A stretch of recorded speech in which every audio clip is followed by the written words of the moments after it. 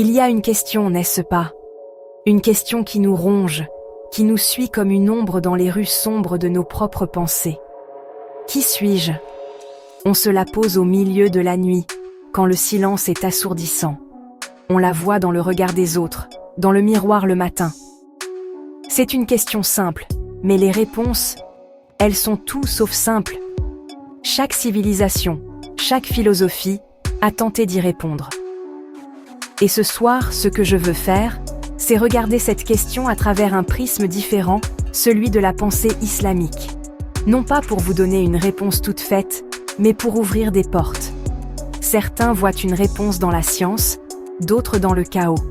Mais la tradition islamique, dans sa profondeur, nous offre une carte complexe, pleine de nuances, qui dessine un être à la fois terrestre et céleste, pétri de contradictions, et pourtant porteur d'une dignité immense. C'est un voyage au cœur de ce que signifie être humain, une exploration qui va bien au-delà des dogmes et des clichés. On va regarder ça de plus près, ensemble. On va décortiquer ce que le Coran et les penseurs soufis nous disent sur notre propre nature. Alors, restez avec moi.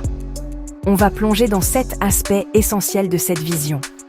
7 clés pour peut-être, juste peut-être, commencer à comprendre la complexité de notre propre existence. De notre place dans le cosmos à l'étincelle divine qui sommeille en nous, de notre bonté originelle à notre quête de savoir. C'est un voyage introspectif, un face-à-face avec nous-mêmes. Et comme toute enquête qui se respecte, ça commence par une question. Qui sommes-nous, vraiment? Allons voir. On commence souvent par le bas, par la poussière. Mais ici, non. La première chose à comprendre, c'est que dans cette vision, l'être humain n'est pas une erreur, une simple créature parmi d'autres. Il est honoré. Takrim, c'est le mot. Une dignité conférée. Imaginez ça une seconde. Avant même votre premier souffle, vous êtes déjà porteur d'une noblesse inhérente. Le Coran ne nous place pas en opposition avec la nature, comme des conquérants venus la piller. Au contraire, il nous voit comme des gardiens, des califats, des intendants. Notre rôle n'est pas de dominer, mais de préserver l'équilibre délicat du monde. Chaque arbre, chaque rivière, chaque créature fait partie d'un tout dont nous sommes les protecteurs conscients. C'est une responsabilité écrasante, mais aussi une immense marque de confiance. Cette harmonie n'est pas juste une idée poétique. C'est un principe fondamental. Quand on regarde un ciel étoilé, on ne voit pas juste des points lumineux lointains. On voit un miroir de notre propre complexité. L'univers entier est vu comme un ensemble de signes, des ayats, qui nous parlent de notre Créateur, mais aussi de nous-mêmes. Nous sommes tissés dans cette grande tapisserie cosmique. Respirer le même air que les plantes, être fait de la même matière que les étoiles. Il y a là une connexion profonde, une solidarité avec tout ce qui existe. Oublier cela, c'est s'oublier soi-même.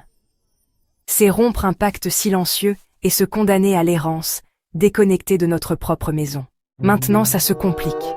Si nous sommes si honorés, si dignes, pourquoi tout ce chaos? Pourquoi cette noirceur en nous, cette capacité à faire tant de mal? C'est là que le soufisme entre en jeu. Il nous regarde droit dans les yeux et nous dit « Tu es un paradoxe, un champ de bataille. » D'un côté, on nous dit que Dieu a insufflé en nous de son esprit, le Ru. Une étincelle divine, une parcelle de lumière pure qui nous relie directement à la source de toute existence. C'est cette part de nous qui aspire au sublime, à la justice, à la beauté. C'est la voix qui nous murmure dans le silence qu'on est fait pour plus que ça. Mais de l'autre côté, il y a l'argile, notre nature terrestre, notre nafs, notre ego. Cette part de nous qui est tirée vers le bas, vers l'oubli, la paresse, l'égoïsme. C'est la gravité de notre condition. Et toute la vie, absolument toute, est une lutte entre ces deux pôles. Ce n'est pas une condamnation, c'est une définition.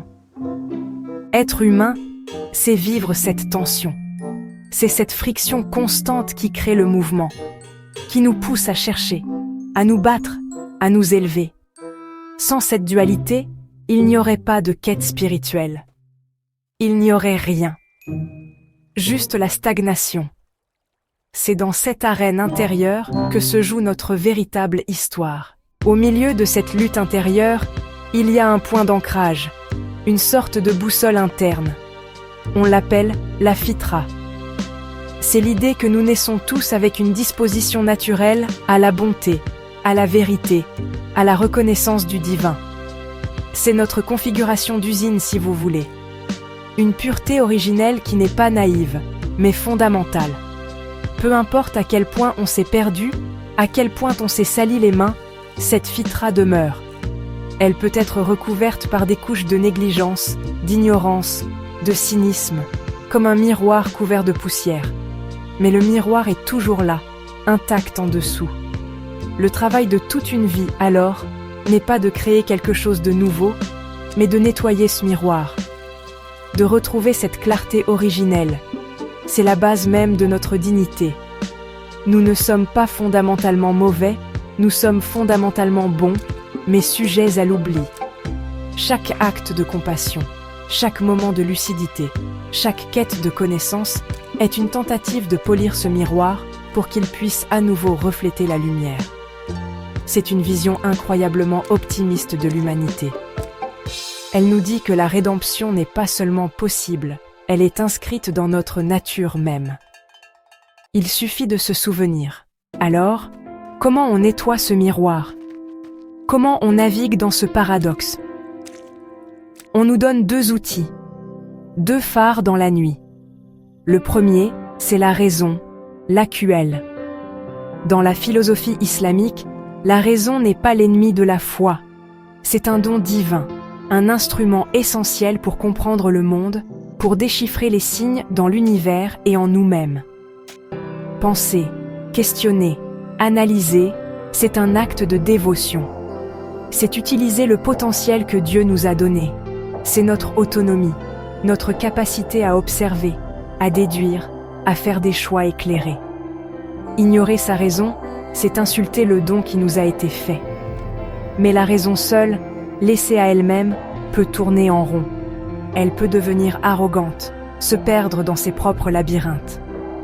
C'est là qu'intervient le deuxième phare, la révélation, le wahi, le Coran. Ce n'est pas vu comme un livre de règles qui annule la raison, mais comme un guide, une carte fournie par celui qui a dessiné le territoire. La révélation donne une direction, un cadre moral, un sens ultime que la raison seule peine à trouver. L'un ne va pas sans l'autre. C'est une danse. La révélation sans la raison devient un dogme aveugle. La raison sans la révélation devient un navire sans port d'attache. L'humain accompli est celui qui apprend à faire danser les deux en harmonie. Avec ces outils en main, notre rôle prend une autre dimension. On n'est plus juste des gardiens ou des êtres en quête, on devient des ponts, des médiateurs. L'idée est que l'être humain est un barzakh, un isthme, un point de rencontre entre deux océans, l'océan de la création matérielle et l'océan de la réalité divine. Nous avons les pieds dans la boue et la tête dans les étoiles, littéralement. Nous sommes les seuls êtres capables de contenir en nous la totalité du cosmos, du plus bas au plus haut. Nous sommes un microcosme qui reflète le macrocosme. Notre mission, si on l'accepte, est de rendre le divin visible dans le monde matériel. Comment? En manifestant les qualités divines à une échelle humaine. Quand on fait preuve de compassion, on reflète le trait miséricordieux. Quand on crée quelque chose de beau, on reflète le Créateur. Quand on cherche la justice, on reflète le juste.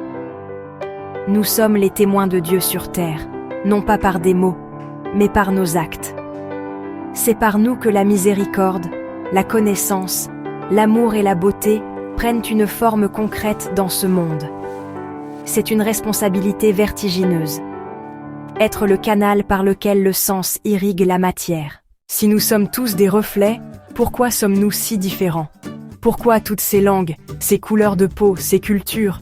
On pourrait y voir une source de division, de conflit. C'est ce qu'on fait, trop souvent. Mais dans la vision coranique, c'est tout le contraire. Cette diversité n'est pas un accident, c'est un signe divin. Une preuve de la richesse infinie du Créateur.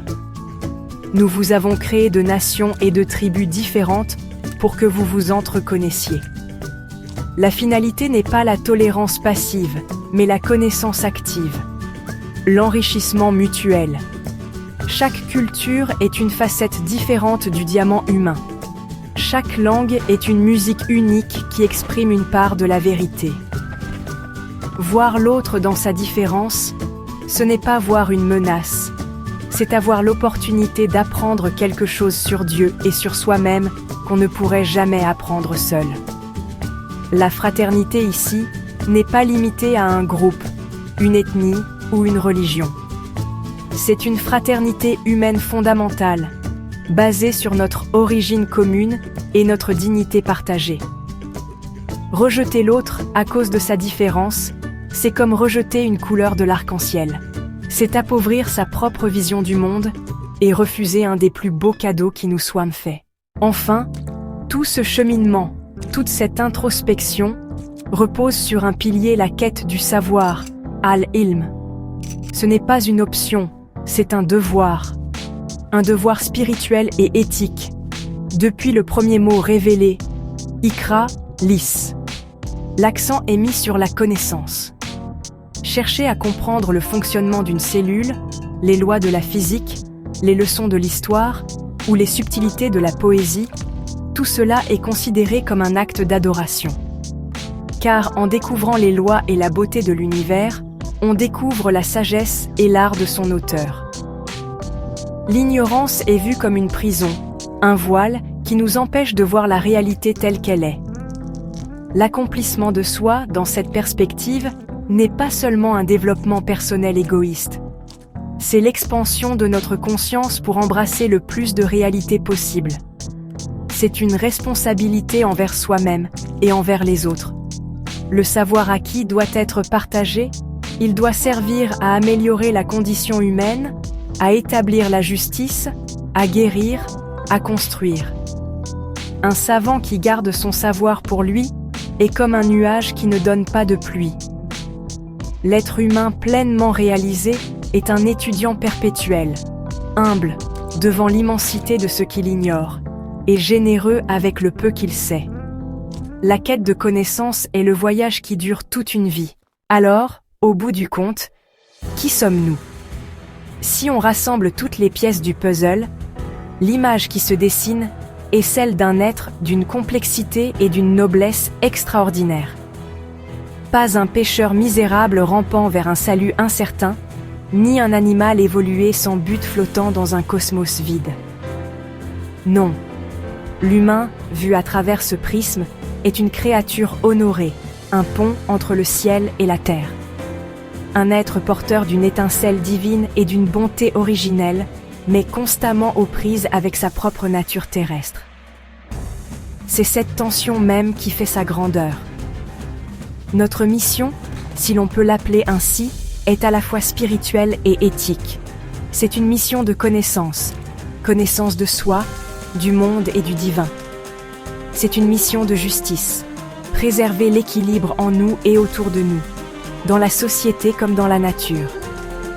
C'est une mission de paix, qui commence par la paix intérieure trouvée dans l'harmonie entre notre raison et notre cœur, et qui s'étend à la reconnaissance de l'autre dans sa différence, non comme une menace, mais comme une source d'enrichissement. C'est un appel à être des témoins actifs de la beauté et du sens dans le monde. Au final, la réponse à la question « Qui sommes-nous » n'est pas une définition statique à mémoriser. C'est un projet de vie à réaliser. C'est un potentiel à accomplir.